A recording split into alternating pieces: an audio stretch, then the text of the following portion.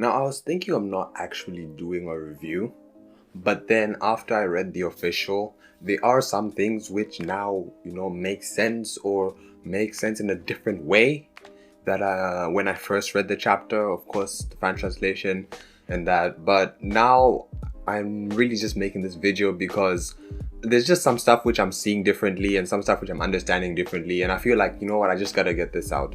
But yeah, before I start the video once again, guys, please subscribe to this channel, and if you're new, in the descriptions of all my videos I always put spoilers, so you know that if you watch this video you will get spoiled or you won't get spoiled. So go check that out. Now, I'll start with what happened at the end of the chapter, because that's something which I feel is of less importance than everything else, but which was still interesting.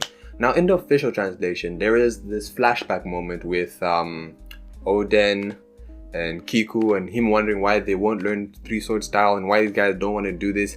And now when I read this in the the fan translation, I assumed that what was going on is that they were just being hard-boiled, and she's just like, they just want to be your best disciple and give it everything they've got. That's how I understood the scene. But what actually is going on is that she's saying that if they did learn, they would literally fight to the death to prove who is your best disciple.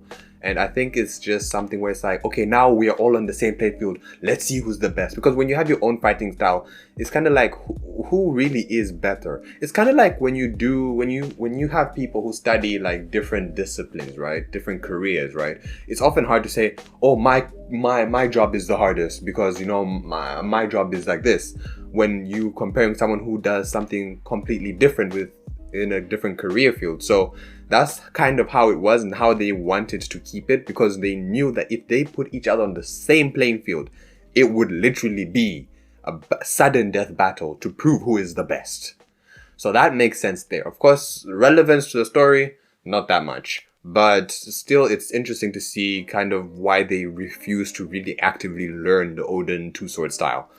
Just saying, if I was in One Piece, I would still learn that. I don't care about nobody else. I would learn it. And then coming back to the beginning of the chapter, some more stuff, because this is where the bulk of the stuff is. The first 2 pages of the chapter, literally.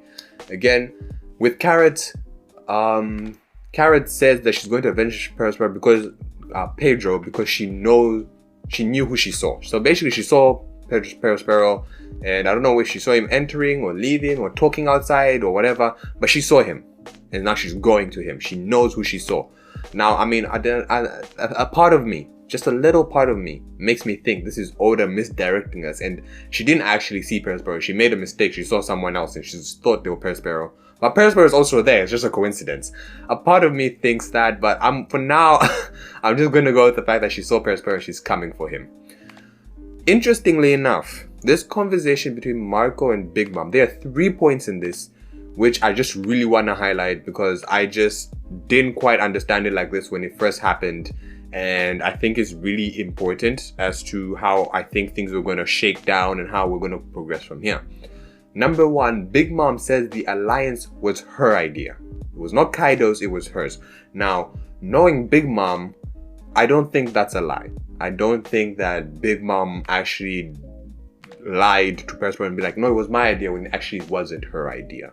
I think this was actually Big Mom's idea, because also just with the relationship, Big Mom being the older one between her and Kaido, Big Mom also having more experience, Big Mom being the one who's just arrived in someone else's territory, I think she'd be more of the one to foster an alliance, rather than Kaido. He's like, it's my territory, I've got all my soldiers around here, I'm not at the disadvantage, right? So just context-wise, and knowing Big Mom, knowing Kaido, I think that Big Mom is someone who can just make Kaido sit down and listen and be like, yeah, let's make an alliance. So I think that's also why Big Mom's been alright taking a back seat, because she's kind of the one who established the alliance and terms of agreement and all that terms and conditions, and Kaido just like read through it and like, okay, agree. I guess that's why it's been alright thus far.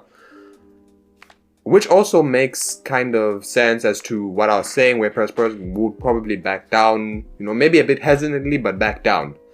Now, important thing is that Marco mentions how it's Perospero who came up with the idea of having an alliance. I think he says, despite your invitation to work together, right? So Perospero made the invitation. I thought it would be Marco to make the invitation and Marco to initiate that whole conversation. But I guess it was Perospero, right? Now, does this make my video completely wrong? No, not really. It just means that in that video, you just have to assume that it's Perospero who is taking the initiative to be like, hey, let's, team up and, take these guys down, because maybe Perospero just also realized on his own he can't really do that much in this war. So, not really that much, but the train of thought of Perospero would still be the same. Train of thought of Marco would still be the same. It's just different person initiated the conversation. So 2 alliances, which I thought the wrong person initiated the conversation. And now the last part, where Big Mom talks about how, you guys from the remnants of the Whitebeard Pirates, you guys, how far have you fallen? You're helping these young kids, these whippersnappers, as it says in the official. Can't believe they use that word. But she talks about how you guys have fallen so far that you're helping these guys. Now, one that irks me a bit, because I like the Straw Hats. So when she's just like, they've fallen so far that they have to help the Straw Hats, that irks me a bit. I'm not gonna lie to you guys. But Marco's response is still the same as, you know what, guys, we're free to do whatever we want. You don't understand what it means when you're saying remnants. We do what we want. Pops, he's whatever. It doesn't govern us anymore. We're free. And then Big Mom's response to that is like, yeah, dead men give no orders. And she's like, do as you will. Now, I think the whole conversation in the fans relation was a bit vague. So I didn't quite understand. And so I was relying on the panels and looking at expressions. And that's why I was talking about the Big Mom versus Perospero showdown. Now, based on what Big Mom responded here, I don't think that it's going to be a Big Mom versus Marco showdown. I think I said Perospero before I meant Marco. Big Mom versus Marco showdown. I don't think that's what's going to happen anymore. Because it seems that Big Mom is seeing like what the Straw Hats have been doing. She's seeing that Marco's on their side. And I think she's getting the idea that this whole raid will be beneficial to me. As far as, if they, enemy of my enemy, right?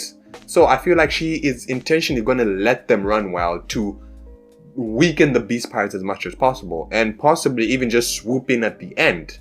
So Big Mom might actually be playing the Blackbeard role here.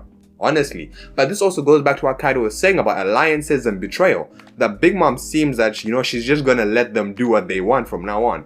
Now, it could be possible that they do end up fighting, and that what I said in the other video about Marco and Carrot versus Perospero and Big Mom will still happen. But I don't think that anymore. I feel like Big Mom's just going to let Marco go. He's going to do what he wants. And then Carrot might come in, Marco might stop him, maybe not, and we might end up with a Carrot versus Perospero alone. Big Mom might go MIA just for the time being, of her own volition. But it seems more like Big Mom is letting this run wild just to see where it goes. Because now I think she's interested. Like now that she's seeing like, yo, Straw Hats, they're not as strong as me, but they're also not really that much of a joke. And she's seeing that they have Marco as well. And seemingly at least maybe a couple others from Whitebeard Pirates. I don't know. It's a bit confusing. Because maybe from the way Marco talks here, it seems that the other Whitebeard Pirates might come into the story again. But I don't know. Maybe in this arc, maybe in a future arc we'll see them. I don't know. Maybe they'll be getting cameos every arc. That'd be great. But for now, guys, this is it. These are the differences that I noticed. These are some of the interesting things that I thought I'd just add in and be like, guys, this was different from the other one. And yeah, let's just address this before we go on. For now, that's the end of this video, guys. Thank you very much. Please like the video if you like the video and subscribe for more content. If you know someone else who needs to hear the truth about this and whatever I've said during this video, please share this video with them. If you have time, watch one more video. If not, thank you for watching this video thus far, guys. This is King KZ, and I'll see you in the next one.